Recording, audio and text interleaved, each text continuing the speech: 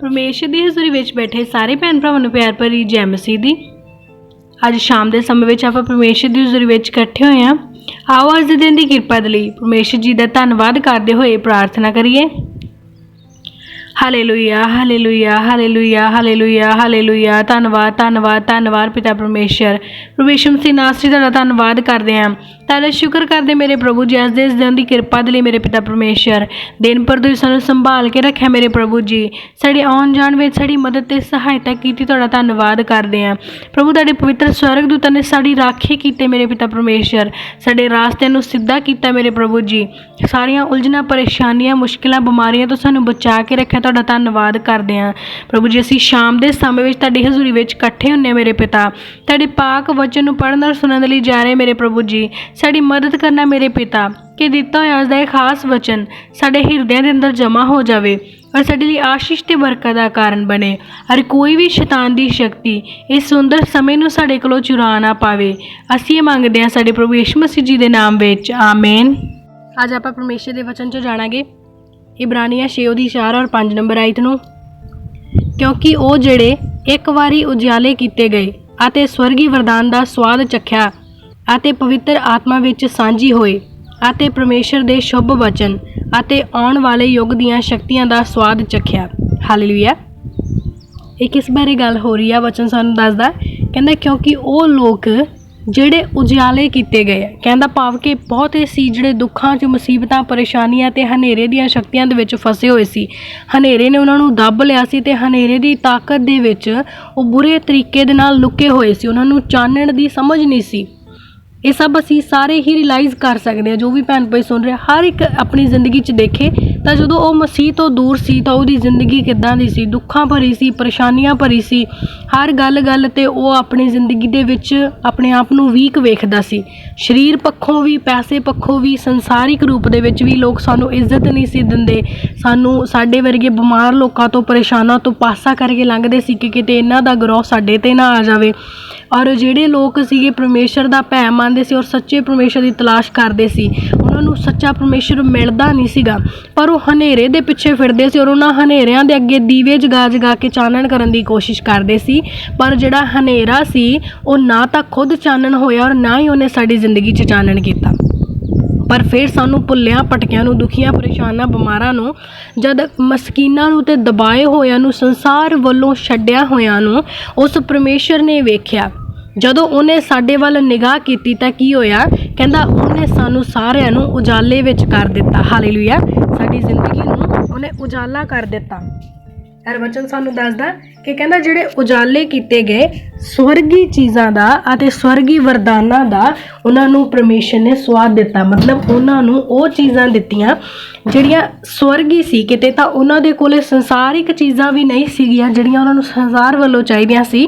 ਪਰ ਉਹਨਾਂ ਹਨੇਰੇ ਵਿੱਚ ਦੱਬਿਆਂ ਹੋਇਆਂ ਨੂੰ, ਸੰਸਾਰ ਵੱਲੋਂ ਛੱਡਿਆਂ ਹੋਇਆਂ ਨੂੰ, ਦੁਖੀਆਂ ਅਤੇ ਪਰੇਸ਼ਾਨਾਂ ਨੂੰ ਉਸ ਪਰਮੇਸ਼ਰ ਨੇ ਸੱਚੀ ਰੋਸ਼ਨੀ ਵਿੱਚ ਲੈ ਕੇ ਆਂਦਾ ਅਤੇ ਉਹਦੇ ਨਾਲ ਜਿਨ੍ਹਾਂ ਕੋਲ ਸੰਸਾਰਿਕ ਚੀਜ਼ਾਂ ਦੀ ਕਮੀ ਸੀ ਉਹਨਾਂ ਨੂੰ ਸਵਰਗੀ ਚੀਜ਼ਾਂ ਦਾ ਟੇਸਟ ਦਿੱਤਾ। ਹਾਲੇਲੂਇਆ। ਸਾਨੂੰ ਕਿਤੇ ਸੰਸਾਰ ਬਾਰੇ ਹੀ ਨਹੀਂ ਸੀ ਸਮਝ ਆਉਂਦੀ। ਅੱਜ ਅਸੀਂ ਪਵਿੱਤਰ ਆਤਮਾ, ਸਵਰਗ ਦੂਤ ਅਤੇ ਸਵਰਗ ਦੀਆਂ ਗੱਲਾਂ ਨੂੰ ਕਰਦੇ ਅਤੇ ਉਹਦੇ ਕੰਮਾਂ ਨੂੰ ਮਹਿਸੂਸ ਵੀ ਕਰਦੇ ਹਾਂ। ਹਾਲੇਲੂਇਆ। ਇਹਦਾ ਮਤਲਬ ਪਰਮੇਸ਼ਰ ਕਹਿੰਦਾ ਕਿ ਤੁਸੀਂ ਪਵਿੱਤਰ ਆਤਮਾ ਦੇ ਵਿੱਚ ਸਾਂਝੀ ਹੋ ਗਏ। ਮਤਲਬ ਪਰਮੇਸ਼ਰ ਦੇ ਵਿੱਚ ਸਾਂਝੇ ਹੋ ਗਏ। ਪਹਿਲਾਂ ਤੁਸੀਂ ਪਰਮੇਸ਼ਰ ਤੋਂ ਅਲੱਗ ਸੀ, ਪਰ ਫਿਰ ਤੁਹਾਨੂੰ ਰੋਸ਼ਨੀ ਦਾ ਪਰਮੇਸ਼ਰ ਮਿਲਿਆ ਜਿਹਨੇ ਤੁਹਾਨੂੰ ਹਨੇਰੇ ਦੇ ਵਿੱਚੋਂ ਕੱਢ ਕੇ ਆਪਣੇ ਨਾਲ, ਆਪਣੀ ਸੰਤਾਨ ਹੋਣ ਦੇ ਲਈ, ਆਪਣੇ ਵਿਰਸੇ ਦੇ ਵਿੱਚ ਤੁਹਾਨੂੰ ਵਾਰਿਸ ਹੋਣ ਦੇ ਲਈ ਉਹਨੇ ਚੁਣ ਲਿਆ। ਯਾਰ ਕਹਿੰਦਾ ਪਰਮੇਸ਼ਰ ਦੇ ਸ਼ੁਭ ਵਚਨ ਅਤੇ ਆਉਣ ਵਾਲੀਆਂ ਸ਼ਕਤੀਆਂ ਦਾ, ਆਉਣ ਵਾਲੇ ਯੁੱਗ ਦੀਆਂ ਸ਼ਕਤੀਆਂ ਦਾ ਵੀ ਤੁਹਾਨੂੰ ਟੇਸਟ ਦਿੱਤਾ। ਤੁਹਾਨੂੰ ਦੱਸਿਆ ਕਿ ਆਉਣ ਵਾਲਾ ਸਮਾਂ ਕਿੱਦਾਂ ਦਾ ਆ। ਹਰ ਪਰਮੇਸ਼ਰ ਦੇ ਸ਼ੁਭ ਵਚਨ ਦਾ ਮਤਲਬ ਖੁਸ਼ਖਬਰੀ ਦਾ ਪ੍ਰਚਾਰ, ਸੁਸਮਾਚਾਰ ਦਾ ਪ੍ਰਚਾਰ, ਉਹ ਪ੍ਰਚਾਰ ਜਿਹਦੇ ਤੋਂ ਅਸੀਂ ਲੁਕੋਏ ਗਏ ਸੀ, ਅਸੀਂ ਗੁਪਤ 'ਚ ਸੀ, ਸਾਡੇ ਤੋਂ ਉਹ ਗਿਆਨ ਦੀਆਂ ਗੱਲਾਂ ਅਸੀਂ ਉਸ ਤੱਕ ਪਹੁੰਚ ਹੀ ਨਹੀਂ ਸੀ ਸਕਦੇ। ਉਹ ਨੌਲੇਜ ਸਾਡੇ ਪਰਮੇਸ਼ਰ ਨੇ ਸਾਨੂੰ ਦਿੱਤੀ ਜਿਹੜੀ ਸੰਸਾਰ ਸਾਨੂੰ ਨਹੀਂ ਸੀ ਦੇ ਸਕਦਾ। ਤਾਂ ਜਦੋਂ ਪਰਮੇਸ਼ਰ ਨੇ ਸਾਨੂੰ ਇੰਨਾ ਕੁਛ ਦਿੱਤਾ, ਸਾਨੂੰ ਪਾਪ ਦੇ ਵਿੱਚੋਂ ਕੱਢ ਲਿਆਂਦਾ, ਸਾਨੂੰ ਉਸ ਸਮੇਂ ਰੋਂਦਿਆਂ ਕੁਰਲਾਉਂਦਿਆਂ ਨੂੰ ਉਹਨੇ ਅੱਜ ਖੁਸ਼ੀ ਦੇ ਵਿੱਚ ਲਿਆਂਦਾ, ਸਾਨੂੰ ਬਿਮਾਰੀਆਂ ਨਾਲ ਲੜਦਿਆਂ ਨੂੰ, ਹਨੇਰਿਆਂ ਅੱਗੇ ਚਾਨਣ ਕਰਦਿਆਂ ਨੂੰ ਚਾਨਣ ਵਿੱਚ ਲੈ ਆਇਆ, ਤਾਂ ਕਹਿੰਦਾ ਕੀ ਕੀਤਾ ਜਾਵੇ ਉਸ ਪਰਮੇਸ਼ਰ ਲਈ, ਔਰ ਕੀ ਕਰੇ ਉਹ ਇਨਸਾਨ ਜਦੋਂ ਉਹਨੂੰ ਪਰਮੇਸ਼ਰ ਹਨੇਰੇ ਦੇ ਵਿੱਚੋਂ ਕੱਢ ਲਿਆਇਆ। ਉਸ ਇਨਸਾਨ ਦਾ ਕੀ ਫਰਜ਼ ਆ? ਪਰਮੇਸ਼ਰ ਨੇ ਆਪਣਾ ਫਰਜ਼ ਪੂਰਾ ਕਰ ਦਿੱਤਾ, ਉਹਦੀ ਆਵਾਜ਼ ਸੁਣੀ ਅਤੇ ਉਹਨੂੰ ਹਨੇਰੇ 'ਚੋਂ ਕੱਢ ਲਿਆਇਆ। ਪਰ ਹੁਣ ਉਸ ਇਨਸਾਨ ਦਾ ਕੀ ਫਰਜ਼ ਹੈ, ਉਹ ਜਾਣਨ ਦੇ ਲਈ ਅਸੀਂ ਵਚਨ 'ਚੋਂ ਪੜ੍ਹਾਂਗੇ। ਇਬਰਾਨੀਆਂ 6 ਉਹਦੀ 6 ਔਰ 7 ਨੰਬਰ ਆਇਤ ਨੂੰ, ਅਤੇ ਜੇਕਰ ਉਹ ਭਟਕ ਜਾਣ ਤਾਂ ਉਹਨਾਂ ਤੋਂ ਫਿਰ ਨਵੇਂ ਸਿਰਿਓਂ ਤੌਬਾ ਕਰਵਾਉਣੀ ਅਨਹੋਣੀ ਹੈ। ਇਸ ਲਈ ਜੋ ਉਹ ਪਰਮੇਸ਼ਰ ਦੇ ਪੁੱਤਰ ਨੂੰ ਆਪਣੇ ਵੱਲੋਂ ਦੂਜੀ ਵਾਰ ਸਲੀਬ ਉੱਤੇ ਚਾੜ੍ਹਦੇ ਅਤੇ ਬੇਇੱਜ਼ਤੀ ਕਰਦੇ ਹਨ, ਜਿਹੜੀ ਭੂਮੀ ਉਸ ਵਰਖਾ ਨੂੰ ਜੋ ਉਸ ਉੱਤੇ ਵਾਰ-ਵਾਰ ਪੈਂਦੀ ਹੈ ਪੀ ਗਈ, ਅਤੇ ਜਿਨ੍ਹਾਂ ਲਈ ਵਾਹੀ ਜਾਂਦੀ ਹੈ ਉਸ ਦੇ ਯੋਗ ਸਾਗ ਪੱਤਰ ਉਗਾਉਂਦੀ ਹੈ, ਉਹਨੂੰ ਪਰਮੇਸ਼ਰ ਤੋਂ ਬਰਕਤ ਮਿਲਦੀ ਹੈ। ਹਾਲੇਲੂਇਆ। ਪਰਮੇਸ਼ਰ ਦਾ ਵਚਨ ਸਾਨੂੰ ਕੀ ਕਹਿੰਦਾ?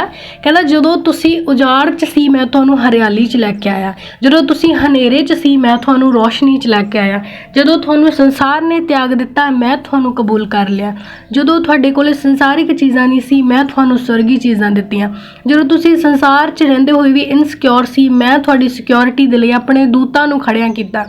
ਕਹਿੰਦਾ ਜਦੋਂ ਤੁਹਾਨੂੰ ਸੰਸਾਰ ਦਾ ਵੀ ਗਿਆਨ ਨਹੀਂ ਸੀ ਪਰ ਮੈਂ ਤੁਹਾਨੂੰ ਆਪਣੇ ਜਿੰਦਾ ਅਤੇ ਉਸ ਅਦਭੁਤ ਵਚਨ ਦੇ ਨਾਲ, ਸ਼ੁਭ ਸਮਾਚਾਰ ਦੇ ਨਾਲ, ਸ਼ੁਭ ਵਚਨ ਦੇ ਨਾਲ ਕਹਿੰਦਾ ਤੁਹਾਨੂੰ ਬਲੈਸ ਕੀਤਾ, ਅਤੇ ਇਸ ਜਗਤ ਦੇ ਵਿੱਚ ਆਉਣ ਵਾਲੇ ਹਰ ਇੱਕ ਸਮੇਂ ਦਾ, ਹਰ ਇੱਕ ਕ੍ਰੋਧ ਦਾ, ਹਰ ਇੱਕ ਪਲ ਦਾ ਗਿਆਨ ਤੁਹਾਨੂੰ ਦਿੱਤਾ।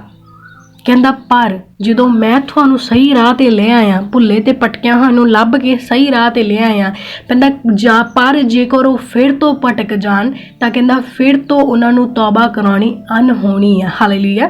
ਕਹਿੰਦਾ ਬਹੁਤ ਮੁਸ਼ਕਿਲ ਆ, ਅਨਹੋਣਿਆਂ ਵਰਗੀ ਆ ਕਿ ਇੱਕ ਵਾਰੀ ਤੌਬਾ ਕੀਤਾ ਇਨਸਾਨ ਫਿਰ ਤੋਂ ਪਾਪ 'ਚ ਜਾਵੇ ਔਰ ਉਹ ਫਿਰ ਤੋਂ ਮੁੜ ਕੇ ਪਰਮੇਸ਼ਰ ਦੇ ਰਾਹ ਵੱਲ ਮੁੜ ਆਵੇ।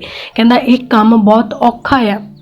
ਇਸ ਕਰਕੇ ਕਹਿੰਦਾ ਤੁਸੀਂ ਪਰਮੇਸ਼ਰ ਦੇ ਪੁੱਤਰ ਨੂੰ ਦੂਜੀ ਵਾਰ ਸਲੀਬ ਚੜਾਉਣ ਦੀ ਗੱਲ ਕਰਦੇ ਹੋ, ਕਿਉਂਕਿ ਜੇ ਯਿਸੂ ਮਸੀਹ ਨੇ ਇੱਕ ਵਾਰੀ ਸਾਡੇ ਪਾਪ ਮਾਫ ਕੀਤੇ ਅਤੇ ਉਹਨੇ ਸਾਨੂੰ ਕਿਹਾ ਕਿ ਤੌਬਾ ਕਰੋ ਤੇ ਬਪਤਿਸਮਾ ਲਓ, ਅਤੇ ਜਿਹਨੇ ਬਪਤਿਸਮਾ ਲੈ ਲਿਆ ਉਹ ਫਿਰ ਤੋਂ ਪਾਪ 'ਚ ਡਿੱਗਿਆ, ਇਹਦਾ ਮਤਲਬ ਉਹਦਾ ਜੋ ਬਪਤਿਸਮਾ ਸੀ ਉਹਨੇ ਭੰਗ ਕਰ ਦਿੱਤਾ, ਉਹਦੀ ਪਵਿੱਤਰਤਾਈ ਨੂੰ ਉਹਨੇ ਗਵਾ ਲਿਆ। ਪਰ ਅਗਰ ਉਹ ਕਵੇ ਕਿ ਮੈਂ ਫਿਰ ਤੋਂ ਬਪਤਿਸਮਾ ਲਵਾਂਗਾ, ਇਹਦਾ ਮਤਲਬ ਉਹ ਇਹ ਚਾਹੁੰਦਾ ਹੈ ਕਿ ਯਿਸੂ ਮਸੀਹ ਫਿਰ ਤੋਂ ਸਾਡੇ ਲਈ ਕਰੂਸ 'ਤੇ ਚੜਾਇਆ ਜਾਵੇ।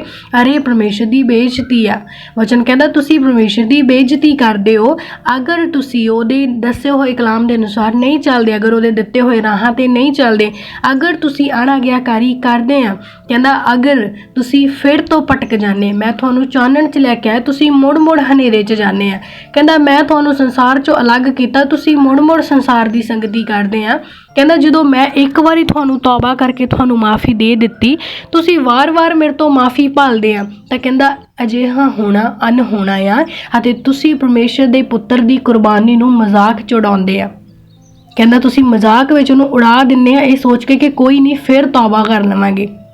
ਪਰ ਮਸੀਹ ਇੱਕ ਵਾਰੀ ਮਰਿਆ ਸੀ, ਉਹ ਵਾਰ-ਵਾਰ ਸਾਡੇ ਲਈ ਨਹੀਂ ਮਰੇਗਾ, ਉਹ ਵਾਰ-ਵਾਰ ਸਾਡੇ ਲਈ ਨਹੀਂ ਆਏਗਾ। ਉਹ ਇੱਕ ਵਾਰੀ ਆਇਆ ਸੀ, ਇਸ ਲਈ ਜਿਨ੍ਹਾਂ ਨੂੰ ਉਹਨੇ ਬਚਾ ਲਿਆ ਉਹ ਕਦਰ ਕਰਨ, ਪਹਿਚਾਨਣ ਉਸ ਪਰਮੇਸ਼ਰ ਦੀ ਤਾਕਤ ਨੂੰ ਔਰ ਉਹਦੀ ਇੱਜ਼ਤ ਮਹਿਮਾ ਨੂੰ। ਕਿਉਂਕਿ ਜਦੋਂ ਅਸੀਂ ਦੁਖੀ ਪਰੇਸ਼ਾਨ ਸੀ ਉਸ ਸਮੇਂ ਦੇ ਦੁੱਖਾਂ ਨੂੰ ਯਾਦ ਕਰੋ ਕਿ ਕਿਸ ਤਰ੍ਹਾਂ ਅਸੀਂ ਰੋਂਦੇ ਤੇ ਕੁਰਲਾਉਂਦੇ ਸੀ ਕਿ ਕਾਸ਼ ਇੱਕ ਵਾਰੀ ਸਾਨੂੰ ਕੋਈ ਸਹੀ ਪਰਮੇਸ਼ਰ ਨਾਲ ਮਿਲਾ ਦੇਵੇ, ਹੁਣ ਅਸੀਂ ਸੁਧਰ ਜਾਵਾਂਗੇ। ਤੇ ਜਦੋਂ ਅਸੀਂ ਸੁਧਰ ਗਏ, ਸਹੀ ਪਰਮੇਸ਼ਰ ਸਾਨੂੰ ਮਿਲ ਗਿਆ, ਪਰ ਅਸੀਂ ਫਿਰ ਤੋਂ ਵਾਰ-ਵਾਰ ਭਟਕ ਜਾਂਦੇ ਹਾਂ।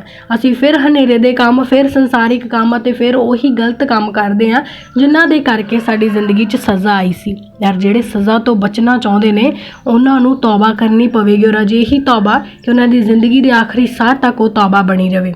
ਕਹਿੰਦਾ ਜਿਸ ਭੂਮੀ ਵਿੱਚ ਵਰਖਾ ਹੁੰਦੀ ਆ, ਅਤੇ ਕਹਿੰਦਾ ਵਾਰ-ਵਾਰ ਉਸ ਭੂਮੀ 'ਤੇ ਵਰਖਾ ਪੈਂਦੀ ਆ, ਕਹਿੰਦਾ ਅਤੇ ਜਿਸ ਲਈ ਉਹ ਵਾਹੀ ਜਾਂਦੀ ਹੈ ਅਤੇ ਉਹ ਸਾਗ ਪੱਤਰ ਉਗਾਉਂਦੀ ਹੈ। ਕਹਿੰਦਾ ਜੋ ਪਰਮੇਸ਼ਰ ਇੱਕ ਭੂਮੀ 'ਤੇ ਵਰਖਾ ਕਰਦਾ ਉਹ ਇਸ ਲਈ ਕਰਦਾ ਤਾਂ ਕਿ ਉਹ ਹਰਿਆਲੀ ਨੂੰ ਲੈ ਕੇ ਆਵੇ, ਸੁੱਕੀ ਬੰਜਰ ਭੂਮੀ ਦੇ ਉੱਤੇ ਖੇਤੀ ਕੀਤੀ ਜਾਵੇ, ਕੁਛ ਉਗਾਇਆ ਜਾਵੇ ਔਰ ਉਹਦਾ ਕਿਸੇ ਨੂੰ ਫਾਇਦਾ ਹੋਵੇ। ਜਦੋਂ ਅਸੀਂ ਇੱਕ ਸੁੱਕੀ ਬੇਜਾਨ ਬੰਜਰ ਭੂਮੀ ਵਰਗੇ ਸੀ, ਨਾ ਸਾਡੇ ਕੋਲ ਪਰਮੇਸ਼ਰ ਦਾ ਗਿਆਨ ਸੀ, ਨਾ ਸਾਡੇ ਕੋਲ ਸੱਚ ਦੀ ਰੋਸ਼ਨੀ ਸੀ, ਨਾ ਸਾਡੇ ਕੋਲ ਸੰਸਾਰਿਕ ਚੀਜ਼ਾਂ ਸੀ, ਸਾਡੇ ਕੋਲ ਕੁਝ ਵੀ ਨਹੀਂ ਸੀ, ਅਸੀਂ ਦੁਖੀ ਪਰੇਸ਼ਾਨ ਥੱਕੇ ਅਤੇ ਹਾਰੇ ਹੋਏ ਬੋਝ ਹੇਠਾਂ ਦੱਬੇ ਹੋਏ ਸੀ, ਤਾਂ ਜਦੋਂ ਪਰਮੇਸ਼ਰ ਨੇ ਆਪਣੀ ਆਸ਼ੀਸ਼ ਰੂਪੀ ਵਰਖਾ ਸਾਡੇ 'ਤੇ ਕੀਤੀ, ਅਸੀਂ ਆਨੰਦਿਤ ਹੋ ਗਏ, ਦੁੱਖਾਂ ਤੋਂ ਬਚਾ ਲਏ ਗਏ, ਸ਼ੈਤਾਨੀ ਬੰਧਨਾਂ 'ਚੋਂ ਬਾਹਰ ਕੱਢ ਲਏ ਗਏ, ਤੌਬਾ ਕਰ ਲਈ, ਅਸੀਂ ਪਾਪਾਂ ਤੋਂ ਬਚਾ ਲਏ ਗਏ, ਸਜ਼ਾ ਤੋਂ ਬਚ ਗਏ। ਕਹਿੰਦਾ ਫਿਰ इस करके बचाए गए हैं तुसीं तां जो तुहाडी जिंदगी नूं वेख के होर भी अपनी जिंदगी बदलन, तां जो तुहाडी तौबा दा तुहानूं तां फायदा होया किसी होर नूं भी होवे। ਅਤੇ ਕਹਿੰਦਾ ਉਹ ਬਰਕਤ ਜਿਹੜੀ ਪਰਮੇਸ਼ਰ ਨੇ ਤੁਹਾਨੂੰ ਦਿੱਤੀ ਆ ਉਹਨੂੰ ਤੁਸੀਂ ਸੰਭਾਲ ਕੇ ਰੱਖੋ ਤੇ ਉਹਦੇ ਦੁਆਰਾ ਹੋਰਨਾਂ ਦੀ ਜ਼ਿੰਦਗੀ 'ਚ ਵੀ ਕੰਮ ਕਰੋ। ਇਸ ਲਈ ਨਹੀਂ ਹੋਇਆ ਕਿ ਪਰਮੇਸ਼ਰ ਨੇ ਵਰਖਾ ਕਰ ਦਿੱਤੀ ਪਰ ਤੁਸੀਂ ਉਸ ਵਰਖਾ ਦਾ ਮੁੱਲ ਨਹੀਂ ਜਾਣਿਆ। परमेश्वर ने तुहानू माफ़ कर दिता पर तुसी ओहदी माफ़ी का मुल नहीं जानिया। प्रभु ने तुहानू बचा लिया पर तुसी ओहदे बचाए जाण नू एवें ही समझ के फिर तो अपने आप नू बर्बाद कर लिया। जिहड़े वार वार मुड़ मुड़ के पाप च जाणगे वो वार वार बचाए नहीं जाणगे, क्योंकि परमेश्वर कहंदा यीशु मसीह एक बारी क्रूस ते चढ़िया अते जिहड़ा चाहेगा कि मेरे लिए वो दोबारा चढ़े वो परमेश्वर की बेइज्जती करदा है, और जो किसी नू इंसल्ट दिंदा है वो कदे भी कृपा प्राप्त नहीं कर सकता। हालेलुया। तो आओ जी आपां सारे जो बचाए गए हैं खुदावंद अगे दुआ करिए कि परमेश्वर असीं वार वार ना भुल्लीए ना भटकीए ना गलत राहां ते जाइए, पर वो काम करिए जो तुहाडे राह दे वल जाण अते सानू तुहाडे नाम दे नाल जोड़ी रखन। तो आओ जिन्हां वचनां दे द्वारा परमेश्वर दी हज़ूरी विच प्रार्थना करांगे। Hallelujah hallelujah hallelujah hallelujah hallelujah hallelujah hallelujah. धन्नवाद धन्नवाद धन्नवाद धन्नवाद धन्नवाद करदे महान पिता परमेश्वर सेना दे प्रभु यहोवा तुहाडी पवित्र हजूरी अगे झुकदे आ प्रभु जी, तुहाडे नाम नूं महिमा ते वडियाई दिंदे होए खुदावंद अज दी शाम दे लई तुहाडा धन्नवाद करदे खुदावंद, अज दे दिन दी किरपा दे लई पिता परमेश्वर, और अज दा इह खास सुंदर समा जो तुसीं साडी जिंदगियां च लैके आंदे पिता परमेश्वर, अपनी आशीष रूपी वर्खा नूं तुसीं साडे उत्ते कीता, तुसीं सानूं संभालिया, शुद्ध पवित्र ते आज़ाद कीता खुदावंद। तुहाडे दूतां ने साडी रक्षा हिफाजत की, अपने हत्थां दे विच लैके तुसीं सानूं संभालिया खुदावंद। अज दे इन्हां अनमोल खास वचनां दे नाल तुसीं सानूं ब्लेस कीता। सचमुच खुदावंद तुसीं सानूं उस पल नूं याद कराया जिस पल दे विच असीं दुखी मस्कीन अते परेशान सी पिता, और तुसीं सानूं अपनी आशीष रूपी किरपा दे वसीले उस हनेरे दुख अते भार थल्लों बोझ थल्लों बाहर कढ के लिआंदा।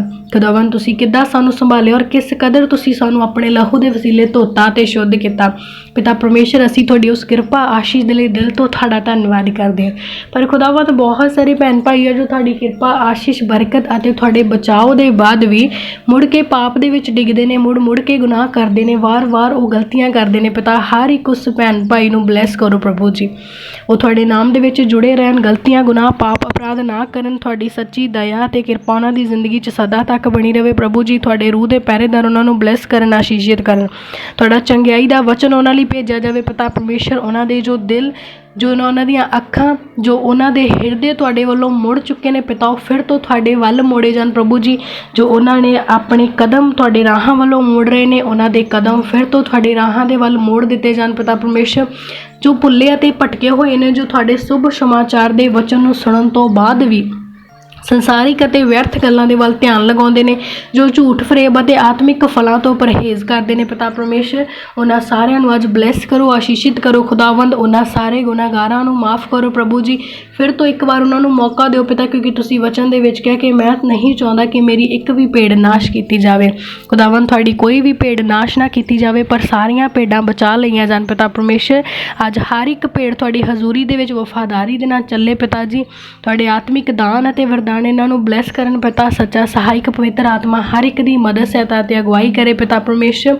तुसीं वचन दे विच कह के जेकर फिर तो कोई भटक जावे ते हनेरे राहां ते चला जावे तां ओहदी तौबा करवाउणी अनहोनी है खुदावंद। अजिहा ना होवे कि असीं भुल्लीए भटकीए ते गलत राहां ते चले जाइए, अजिहा ना होवे कि असीं अपने पापां दे विच मर जाइए ते फिर तो तौबा ना होण दे करके असीं नरक दे लई दे दित्ते जाइए खुदावंद। जो तुसीं साडे लई एक वार सलीब चक्की साडे पापां नूं माफ़ कीता परमेश्वर पिता, असीं उस तुहाडी सलीबी मौत तो सीखिए ते अपने पापां दे वल्लों तौबा करिए और मुड़ के पाप ना करिए खुदावंद। जो तुसीं आशीष रूपी वर्खा साडी भूमि दे उत्ते कीती पिता, साडे बंजर दिलां दे उत्ते साडी सुक्की जमीन नूं तुसीं अपने वचनां दे नाल भरपूर कीता। तुहाडा पवित्र अते जिंदा वचन जद भी साडी भूमि ते बीजिया जावे पिता परमेश्वर, इहनूं कोई शैतानी शक्ति चुरा ना सके, पर बहुतायत दे नाल इह वचन साडे लई प्रतिफल लैके आवे खुदावंद। जद भी साडीआं जमीनां तुहाडे वचनां दी हरियाली दे नाल भरपूर होण खुदावंद, बहुत सारीआं रूहां दे लई बेनीफिट लैके आउण, साडे द्वारा बहुत सारियां रूहां बचाईआं जान खुदावंद। असीं तुहाडे नाम दा सुसमाचार लैके निकलीए खुदावंदा, और सचमुच हर कोई तुहाडे सच्चाई दे वचन नूं सुणे ते रिसीव करे। जो भी भैन भाई अज इन्हां वचनां नूं सुन रहा खुदावंद, हर एक नूं तुहाडे जिंदा लहू दे विच कवर करदे होए इस प्रार्थना नूं तुहाडे सामर्थी नाम दे विच मंगदे हां। आमीन आमीन आमीन।